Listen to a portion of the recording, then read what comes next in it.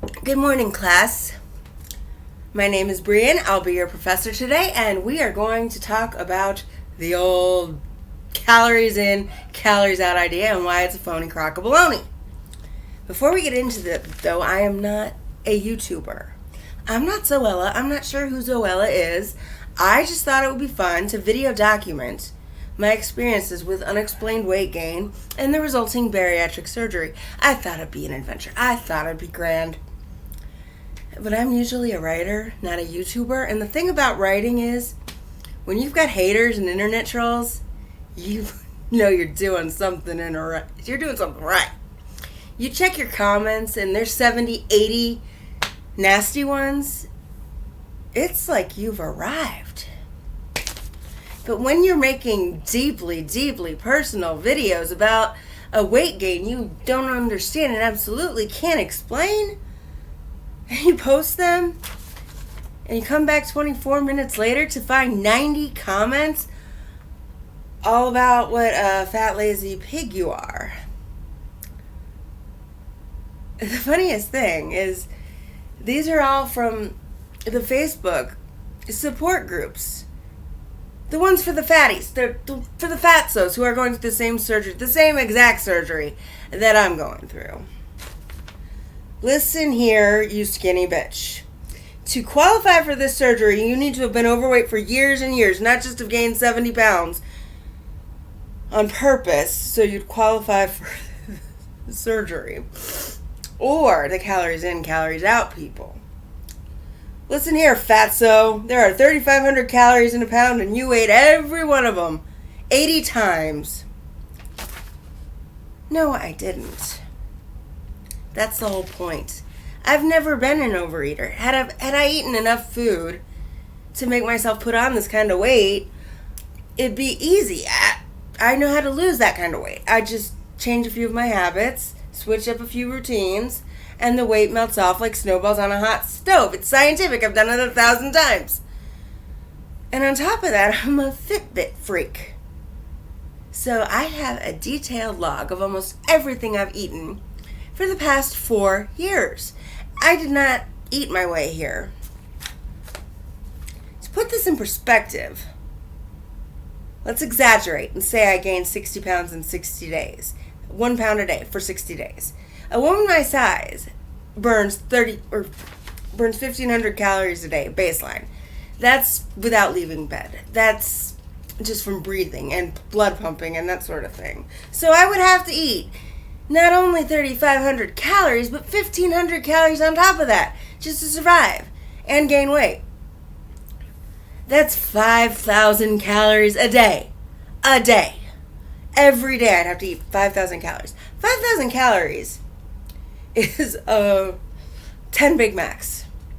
It's 10 Big Macs a day for 60 days. That's 3 Big Macs at every meal and an extra Big Mac as a midday snack. For clarity's sake, I won't factor in the fact that I'm a gym rat and I don't drive, so I'm biking and walking everywhere. But altogether, that's 300,000 calories in 60 days. That's 6,000 Big Macs. It might be 600. I'm not so great at math. It says 6,000 here, but I'm thinking it's 600. At my best. Either way, at my best, I could never eat that many. Now wait, let's flip the coin. What if I were eating 5,000 calories a day, but I were eating 5,000 calories of carrots? That's 55 calories per meal if there's about 30 calories in a regular sized carrot. I could never eat that many carrots either. If I did, I guarantee you I wouldn't gain 60 pounds in 60 days. Now back in ancient Greece, people thought that if you gained weight, you had smited the gods somehow, and they smited you back with a few pounds, or cancer, or death. Oof. When most of us think of ancient Greece, we see the Disney version. The fawns and centaurs frolicking in the meadow. They're gathering grapes for a festival. They're dancing around to a little Ludwig van. There's cupids everywhere. And then all of a sudden Zeus and Vulcan appear in the sky and they start throwing weather down at them. There's thunder and lightning and rain and wind and terror, and it just ruins their festival. That's what the gods were like in ancient Greece. They were not forgiving. They were not loving. If you displeased them, they banished you to the wilderness. They fed your liver to the eagle. They would bind you to an eternal wheel of flame.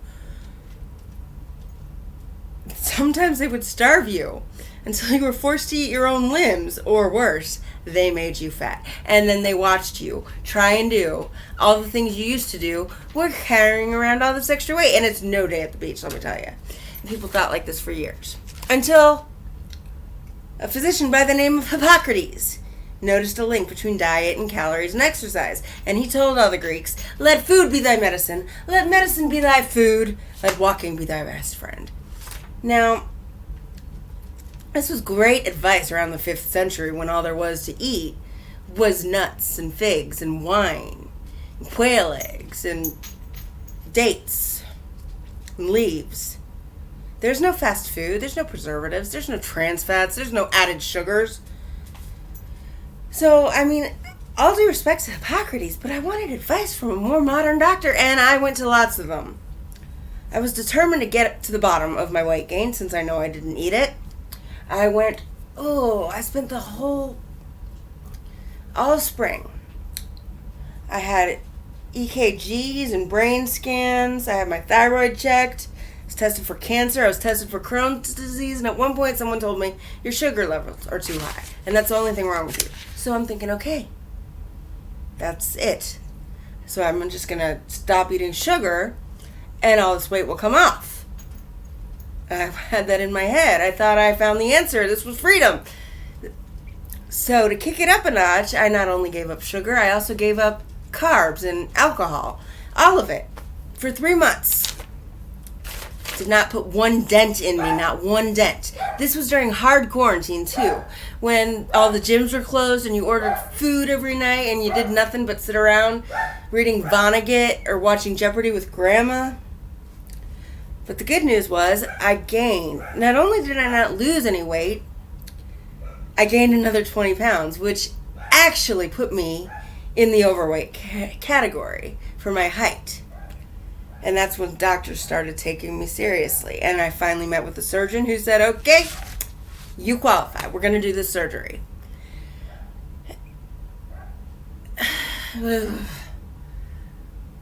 I still don't understand any of that. And I mean, it's not that I can't deal with being overweight. It's that I can't deal with all the added stress. People who weigh 600 pounds, they don't leave the house because they can't. It puts so much stress on your joints and your ankles swell and your back hurts. And someone with my frame was not meant to carry all this extra weight. And that's all for today, class. Thanks for listening. See you later. There will not be a test.